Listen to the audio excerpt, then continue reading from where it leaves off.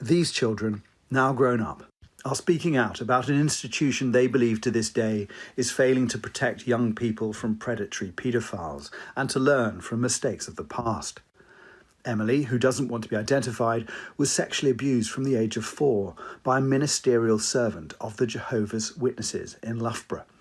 Aged 8, she reported it to church elders, those in charge of governing and disciplining the congregation. At that point, I had a conversation. I was very young and sort of said, I don't like the way he touches me. What followed was a series of failings that allowed him to continue sexually abusing children for years to come, which victims say is a larger cultural problem within the organisation.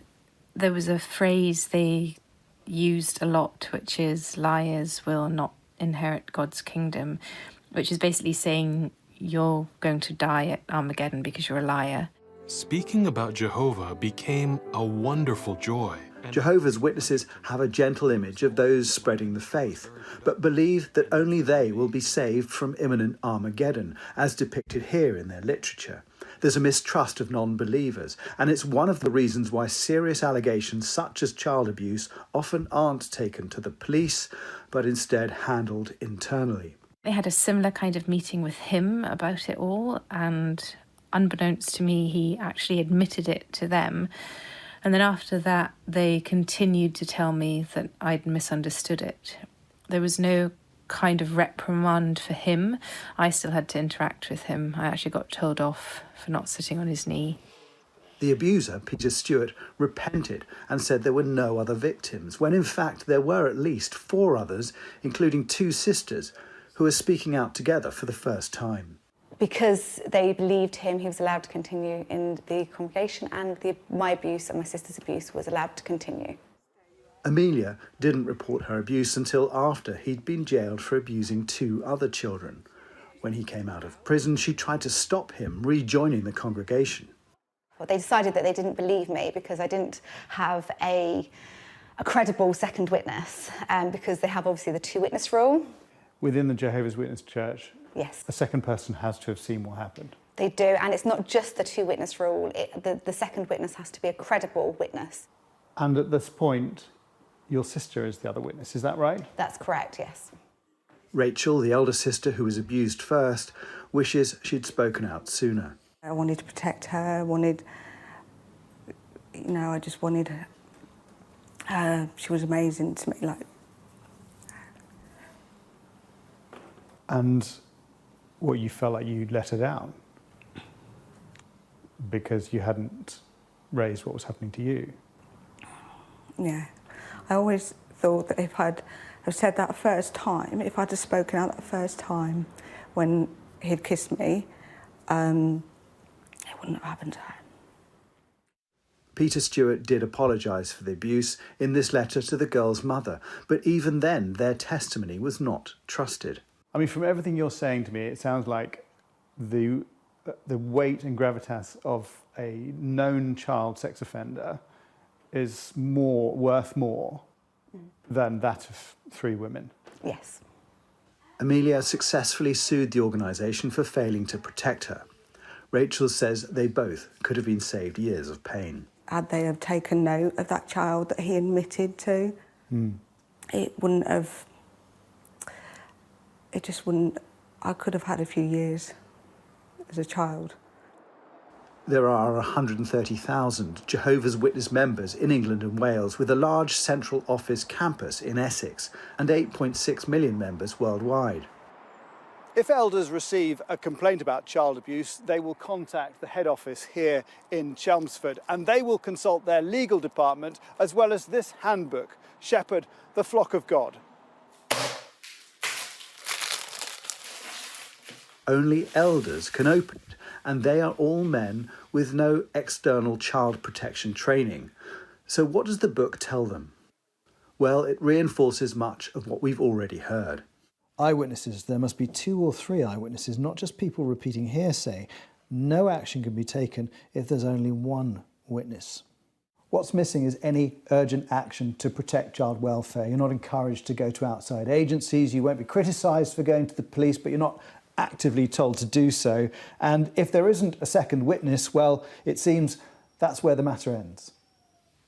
Jehovah's Witnesses say the two-witness rule only relates to whether or not the accused should potentially be expelled from the religion, rather than whether they should be reported to the police. However, the book suggests allegations are sealed and kept in a confidential file. One former Jehovah's Witness elder, who left the religion because of the way it deals with child abuse, believes the police should be demanding access to those records. If it was, say, a gym franchise, or if it was, say, a public school, and they were keeping records on teachers or gym members or gym instructors about these individuals being predators and not passing these on to the police, these institutions would be all over our front pages, I like to think. In 2016, Australian Royal Commission investigators did obtain files the Jehovah's Witnesses kept on allegations of child abuse there. They found of 1,006 alleged sexual abusers, none had been reported to the police. Jehovah's Witnesses say any records they keep are for the purposes of protecting children. Lacey Jones was abused from the age of 10 for over a decade by an elder in the congregation in the West Midlands.